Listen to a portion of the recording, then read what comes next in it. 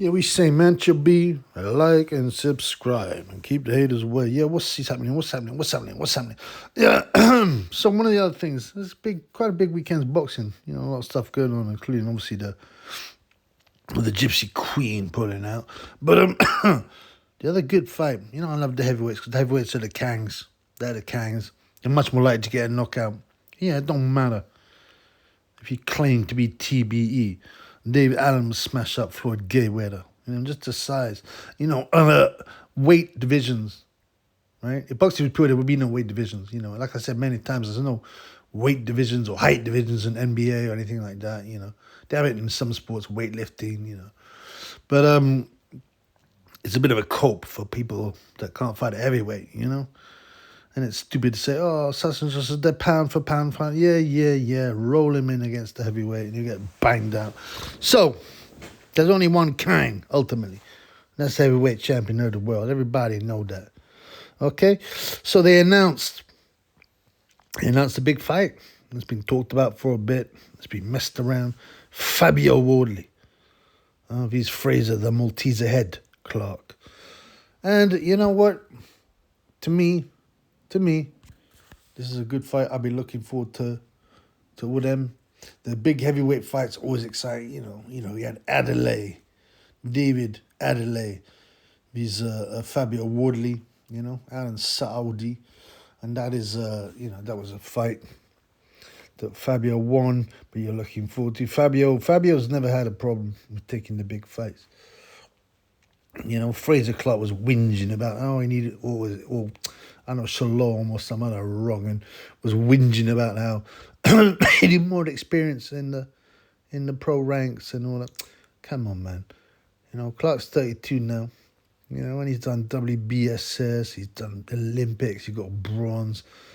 You know, he's had a big amateur career. Come on, man. Fabio Wardley was doing white collar. You know what? Huh? And while Clarke's doing WBSS and fighting at the highest level, so don't give me that nonsense. Yeah, and that's one of the reasons I really like Fabio because he's exciting. That's the other one, but because Fabio Wardley, started it as a hobby, and then he's a top pro, and he's like he's British champion, Commonwealth champion. You know what I'm saying? WBO European heavy, which doesn't mean much, but. You know what I'm saying? People used to slag him, he's a white-collar boxer, he's not a real boxer. What a stupid-ass thing to say. All boxing ring is a boxing ring. You know what I mean? And obviously he's proved that. You know, he's got 17 wins. 16 big wins by way of knockout. The only points decision he's had was in his first fight. All right? He's got a lot of first-round knockouts. You know? We're talking about a man, he's 29, so he's young, especially for heavyweight. You know, you're talking a man who's 6'5". You know, he weighs in about 240 pounds mostly. And he's had, you look at his record, he fought the usual kind of, what's it called? I wouldn't say bums, journeyman, early on, and that's fine. His 7th fight for Dennis Lewandowski was okay. Knocked him out in 3 rounds. Simon Vallily, it was a great, I think he was ABA champion, a good fighter. 17-2-1 record, boom, 3-round KO. After that, Richard Latte, Cafe Latte, 14-3, KO 2.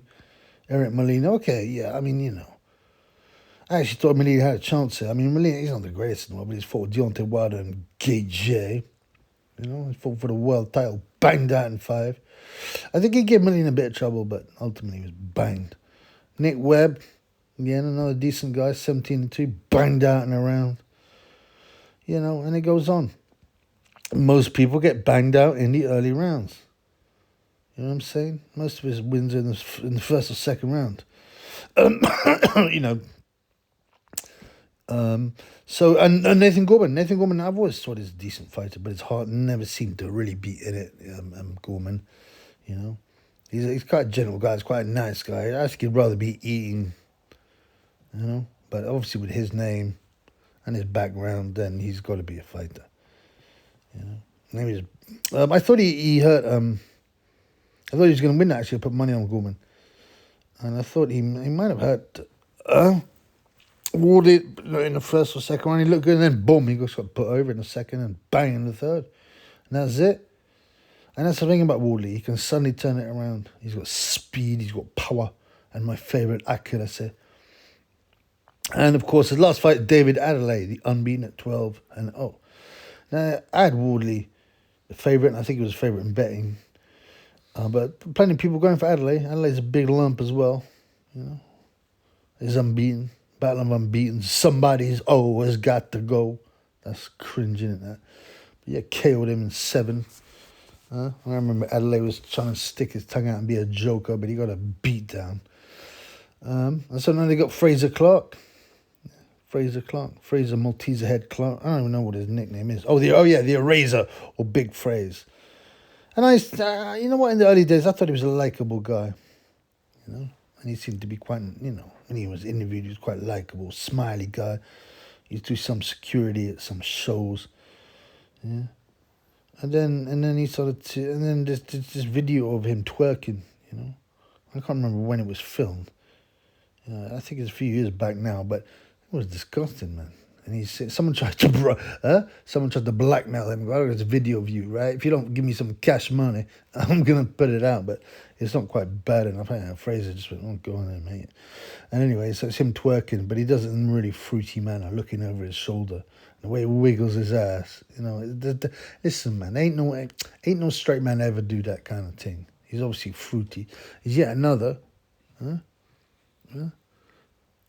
black British heavyweight fighter. Well, also there's Deontay Wilder. Let's not forget, he was extremely fruity.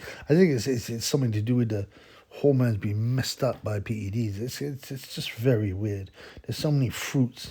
Gay J, obviously, Fraser Clarke, Deontay Wilder, a couple of others. Some people say Fabio's a bit of a fruit. I don't know, man. Maybe it's just his name. Fabio's a bit fruity, but so the 6'6" Fraser Clarke now. He has had a long... this is on BoxRec, right? Now, BoxRec misses a few fights in the amateurs, but he's still had 95 amateur fights. 95. 25 losses, 70 wins. He got stopped twice. He's got stopped by Jalolov in the semi-final of the Olympics. I'm trying to remember. I think that was a cut. Was it a cut? I think it was a cut, blood. But, yeah... Anyway, he got stopped by him. Who else just stopped? Let's have a little look down. He's on loads of WBSS as well, which is like basically pros. Joe Joyce stopped him in the English national finals in the 3rd round, so he's been stopped. Amateur stoppers can go quite fast. Oh, Joe Joyce also stopped him in 2011, the Great British National Championships. It's funny. BoxRec doesn't count as stoppages in the amateurs, which is weird because he's been stopped by a guy called Abbas. So he's been stopped a few times actually as an amateur. Most of them early on, he seems pretty solid. He's got that big Maltese head, So I would consider him to have a decent chin. I don't think there's anything there that tells you he's got a weak chin. That was Joe Joyce. Big Joe Joyce got put down. And allegedly he had what did he say? Everybody's got a plan until they hit me in the head, innit? It's almost sod's law, man. Huh? The big bang, Jalejang, earned him out. But Joyce had been down a couple of times as an amateur himself. So what are Fraser's good wins? Well, he's beaten Tony Egg Yoka, who was obviously a gold medalist. Beat him on points. Beat Cam F. Awesome, that was the top American on points. He beat Guido, the Corey King Vianello on points. He's beaten Bakadir Zololov on points in 2014. Sergei Kuzmin. So he's beaten some good names. There are also in there some losses against guys like Maxim Babanin, who's this fat guy, Russian guy. I don't know if he turned pro. Yeah, he did turn pro. He's like short and fat. He's unbeaten now as a pro, but I think he also stopped. He stopped Joyce, something like that. So he's got some good names. He's lost to Joe Joyce, I think, 3 times. The oil driller Otto Wallin beat him. So he's been fighting at a high level for years. Joseph Parker beat him on points. Gay J. He also lost to Yoka. He beat Sean Big Sexy Taylor. Yeah, I'm just looking up and down, right? So there's a lot of good names, and he's got good wins, and he's also got some losses. But he's been fighting at a high level since, like, early on, man. You know what I'm saying? So to try and pretend he hadn't enough, Eric Pfeiffer, another guy, he beat Ali Eren Demizerezin from Kim Longvist. He's got some good names. Lenier Perot, he stopped from. That's a good result. So what we've got, he beat the Corey King in WBSS, Guido Vianello, and so it goes on. I mean, there's a lot. He's been fighting at the top level for years and years and years. Okay. So, I mean, why they didn't... Why Justice Hooney and other winners... Why... that could be a walkover, actually. Why they did not, They should have thrown him in. Right? Beat Clemente Russo. They should have thrown him in, okay, at the top level from the beginning, instead of having him fight bums. Do you know what I'm saying? He's been fighting at world level for like 90 fights plus. It's crazy. So, but now they're moving him up. Like, his best win has been He went on points on Maris Vach. Vach is tough, but that's not that impressive. Who else? Camel, he beat on points. Sokolowski. I mean, the guy's not dreadful. He fought Dave Allen. Well, Dave Allen looked awful. He said, I'm in the best shape, and he looked the worst shape he's been in. Fat pig. Yeah? Clarke kept on hitting him low. So what we've got is a good fight. We got a good fight. I'm just going to have a look at the odds. It'd be quite interesting to see how the bookies have it now at this point. Give me a second. Yeah, they haven't posted the prices yet. I'll be very interested to look at the prices. You know what I'm saying? I wonder if they'll price it even. If not, they may. I would imagine that they'll put price slightly in front, and that seems to be. I think they. They might have it like 60-40 Wardley or something. I don't know. Maybe they're impressed by Fraser's amateur career. But I'd very much like to know how they're going to price this fight. I have Wardley the favorite, right? I have Wardley the favorite. That doesn't mean that Clarke hasn't got a chance. He's looked a bit pedestrian, pedestrian as a pro. You know what I mean? He's been like, he kind of seems to get by on strength. Yeah, he can punch. Yeah, his chin looks good, right? But, if you talk about him, most people just talk about him being, strong and big. Whereas Wardley, is fresher. He hasn't had a long career. He's fresher. He's got that explosiveness in his punches, and he likes to knock a man out. And that's what I like in a boxer. Some guy who wants to KOs. A guy who doesn't mess about.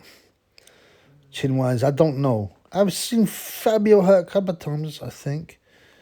But, he does, because he's very aggressive and his hands are fairly low sometimes. He was obviously going to get hit. But I believe Fabio will batter Fraser Clarke. Like an ugly, heavy bag. And like I said, I used to like Fraser, but then he done that thing where he the twerking. I can't support a man who does that. And then also, bullying Prince Patel. Prince Patel. I like the Prince. He went on the road to win the title. The first one in a 1 billion, or 1.5 billion almost, engines. To win a world title. Okay, it's IBO, whatever, man. Forget about it. He financed his own career. And then, Fraser weighs over twice his weight, and he's putting his hair and pushing. I mean, that's no good, man. That's a bully, and it's a shame. Maybe he's not really like that, but regardless, he shouldn't have done it. That and the twerking, and I've always liked Fabio, his style. So emotionally, I want Fabio to win, and I think he's got that edge. I think he will batter Fraser's big Malteser head, smashing that. It'd be like a big heavy bag, I have yet to be impressed by a Fraser Clarke fight in the pros. And I think he'll ding that Malteser head and stop him. He might have to go a few more rounds. You know what I'm saying? He might have to, he usually bangs people out early, don't he, Fabio?